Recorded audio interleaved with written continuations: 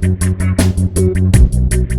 hi, class. I hope you had a good week last week, focusing on how to deal with speech apprehension. That's that nervous anxiety that's associated with public speaking.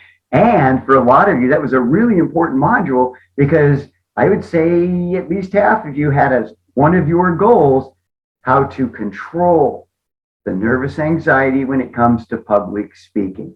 And so hopefully you got a lot of tips there that can help you control that anxiety. And always remember, with speech anxiety, you're not trying to get to the point where you eliminate it. All right. That's hard to do. You're always going to have a little bit of nervous energy, that anxiety that's associated with public speaking. But the single best thing you can do to control it when you're speaking is to have effectively and efficiently practice your speech. Because if you do that now, that practice is going to take over for you. You're going to be able to get through the speech even if you're feeling a little anxious.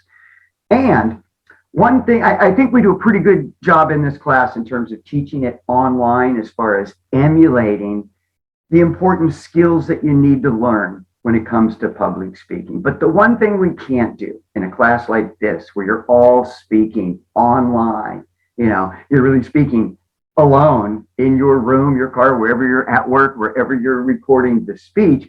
And so the one thing that you miss is that experience of dealing with that nervous anxiety right before you speak. And with nervous anxiety, it tends to build as you get closer and closer to the speaking event. And typically, the worst part of speech anxiety is what you experience right before you're called on to speak. So I just want to address that. And so, again, if you practice your speech 3 times a day, every day, and at least the week leading up to that speaking event, you're going to do fine with the presentation. But what sucks about dealing with nervous anxiety associated with public speaking isn't the mental part, right? Where you just say, oh, I'm really nervous. I don't want to do this. I don't like public speaking. No, the challenge are the physical manifestations of that physical anxiety. And those usually happen right before you get up to speak. So let's say we're in the classroom, right? You get to class on a day you're scheduled to speak. You're the 5th speaker out of 10 speakers. You see your name up on the board. And so you get to class, you actually listen and kind of enjoy the first speech. But then as we get into that second speech, now you start doing kind of the second, third, fourth, fifth. Oh my gosh, it's getting closer. And then that's usually when you start feeling the physical manifestations of nervous anxiety associated with public speaking. Like all of a sudden your heart starts pounding a little harder than it normally would. Your knees feel a little weak, maybe a little shaky. Your hands are getting all sweaty. Your mouth is feeling really dry, like you just set down the bong and you got cotton mouth. What am I going to do when I get up there? I've got all this stuff going on physically. It's going to ruin my speech. Stop and just change your focus. So when you start feeling the physical manifestations of that nervous anxiety, just stop. Take a breath and focus on your opening 3 lines of the speech. So you're starting to feel that anxiety. I don't want to do this. Help. How do I get? Line 1, line 2, line 3. Now, you just want to be saying in your head. Obviously, you don't want to be chanting at your seat while someone's up there giving your presentation. But deep breath. Line 1, line 2, line 3. You do that about 3 times, you'll notice that the physical manifestations of the anxiety will go away. And it's simply because you changed your focus. Usually we do just the opposite. We focus on the physical manifestations, and that just makes it worse. Probably the worst anxiety that you'll feel is when your name is called and now you're walking up to the speaking area. And so to not let the physical manifestations of the anxiety get the best of you, when you get up from your seat, and it's really a trip, it's kind of like this surreal kind of experience as you're kind of walking up there. But as you do that, breath, focus on your opening line. Focus on your opening line. Get up in front of the audience, establish your stance by setting your feet so they're the same width as your shoulders. balance your weight evenly on each leg, sink your weight back into your heels so you establish a nice solid stance. Look out into the audience, look at one person, second person, and then as you look at that third person, out with your opening line, and now you're into the speech, and you'll find, especially if you put in the practice, once you get through that introduction, the anxiety is going to go away. You're going to be in your comfort zone because you put that practice is just going to take over and you're going to nail the speech. But the hard part, even if you've practiced your speech a ton, is dealing with the physical manifestations of that nervous energy right before you speak. And so really, we're just kind of using positive visualization.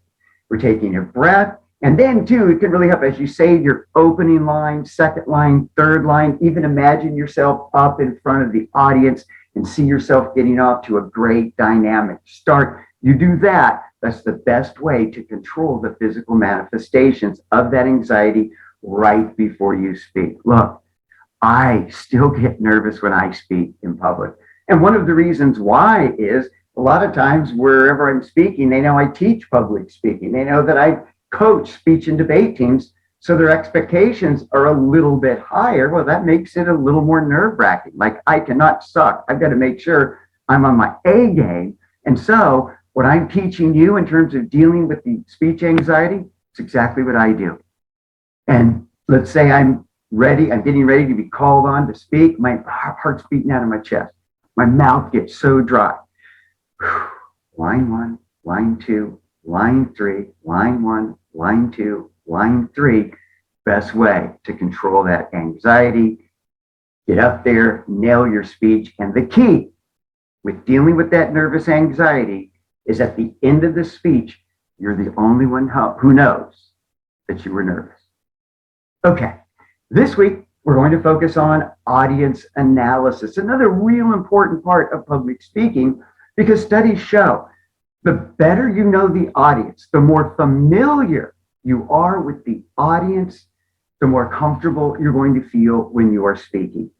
And an added benefit for you this semester is your audience is this class, right? So essentially your class is the audience. And so this week, we're going to learn about all of the things we would want to know about an audience anytime we're giving a presentation.